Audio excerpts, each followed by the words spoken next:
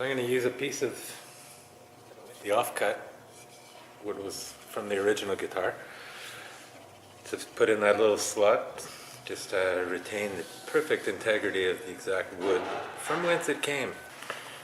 So here we go. Drop a glue in the hole.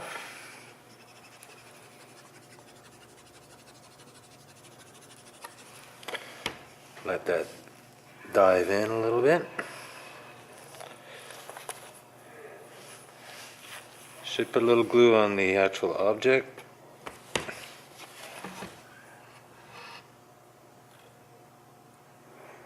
Just to help it along. And I'm going to drive it in as if it was a vampire. And this is going through its little heart.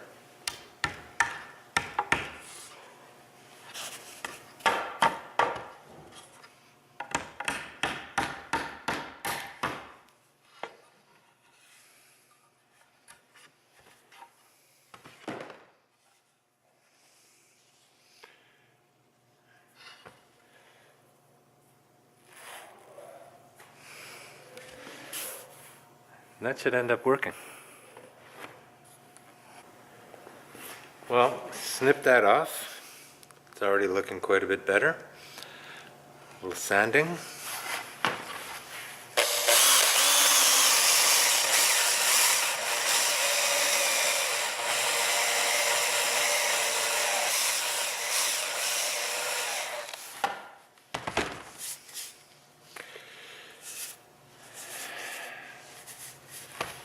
Proper sanding.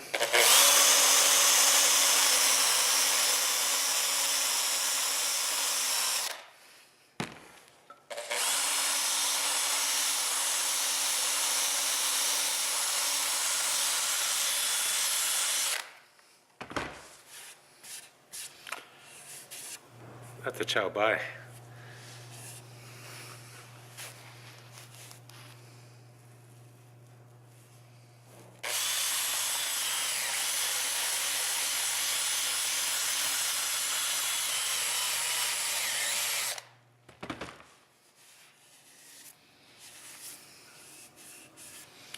Boom. Before we were so rudely interrupted by the heat, this here, just a little bit of weirdness because these blocks are, it's all solid all the way through, it's not a surface, and so when that curve hit there, we just have a tiny bit of maple showing through and a tiny bit of walnut there. This is just going to take more sanding, and I will shape that away and try and maintain the curve. What's the other little bug I was thinking of working on?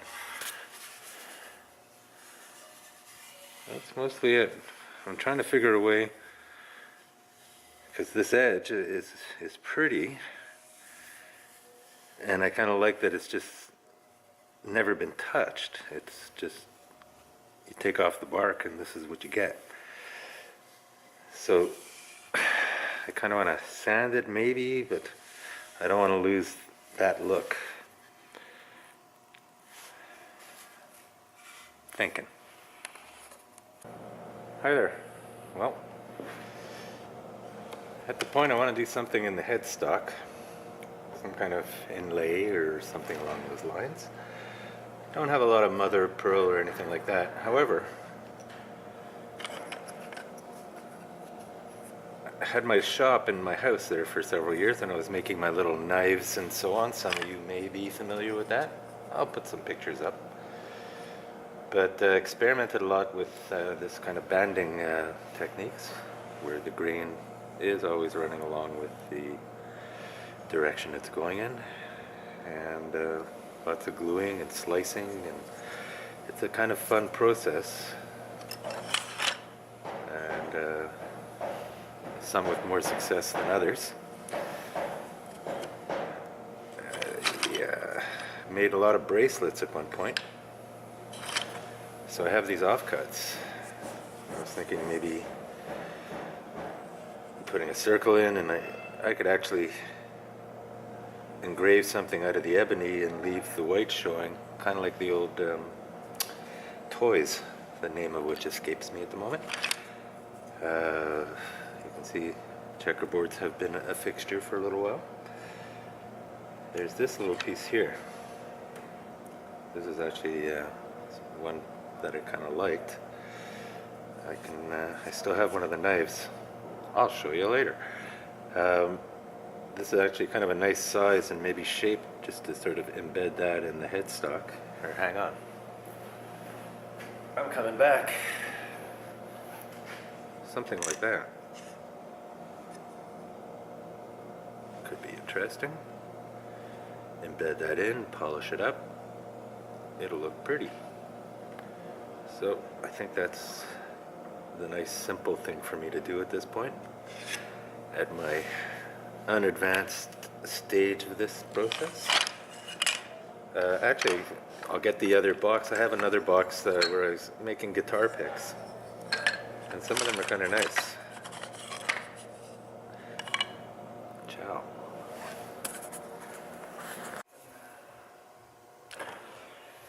Hi there. So, I've been noodling around with ideas for what to do, decoratively speaking, on the headstock. I was thinking of this piece, left over from some of my knives. I'll show you the knife. I will post a picture of this. So I was thinking of doing some kind of inlay with that. Then I started thinking of taking, these are offcuts from some bracelets that I made, ebony, and this one is zebrano in between. So I was thinking of maybe doing something like that, a bit of an insert, and then maybe inserting that into there. Then all of a sudden it starts to look like a fender. Plus, everywhere else on this guitar, once it's all sanded, is pretty much earth tones. And here we got some pretty aggressive red and black, and I don't know. So anyways, it suddenly occurred to me that I've got some of this also left over, and that's rosewood and pau amarillo. And I thought, instead of getting all complicated and wanky making inlays, we do need a cover for the truss rod. This, or something like it, could look quite nice. And then I can put 3 little screw holes in it. And luckily enough, I have some pieces that I glued onto some rosewood as a backing for some reason at some point. Don't even remember why, but that's all messy and gluey. But once sanded and shaped, it could be quite nice and less risky than this. This is a very thin piece. I could break it quite easily, and it would break along the glue joints, though not 100%, just because there's nothing there. So it'll be this, I think. I just gotta play with it, square it up, and that could end up being lovely. So I guess now the question is, do I leave it square or give it a little point? I kind of like leaving it as a checkerboard without changing like on the bottom.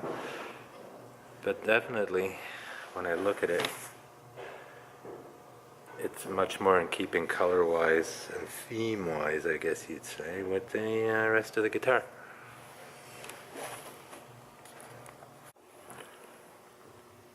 Hello again. Well, I've been playing with this here, and I'm just slightly inlay it to make sure the string's clear, and that it's a nice solid spacing thing. A little more sanding, a few more screws. Maybe just dig a tiny bit deeper, clean that up so it's nice and flat in there. And we'll move on. Noticed how cruddy the fretboard is, and just hitting it with my scraper just to clean up some of the people stuff that's accumulated on here.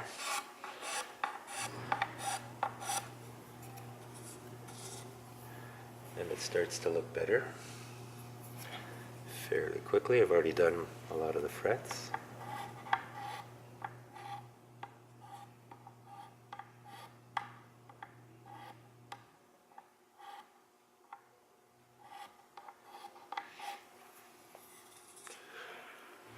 De toute façon, as it turns out, the scraper is always the best tool. Taking off some of the dirt and stuff and leaving kind of a burnished finish.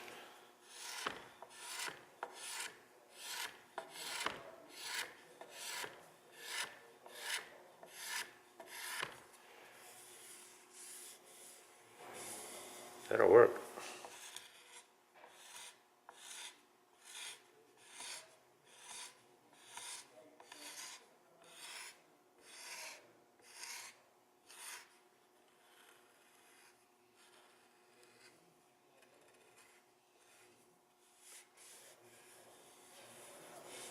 I don't know if you can see the shine going on there.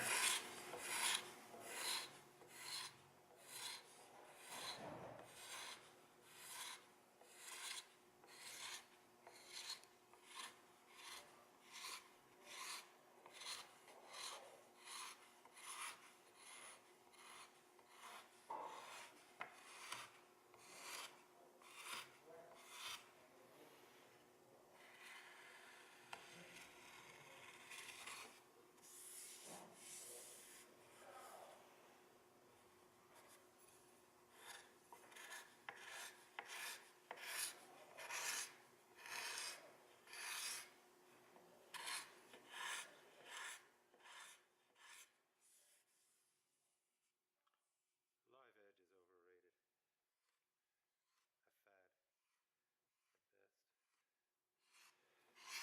fad. Bought this piece because I was building some furniture on order for a live edge deal. It was a bed, and I ended up with a little extra. I can't tell you why.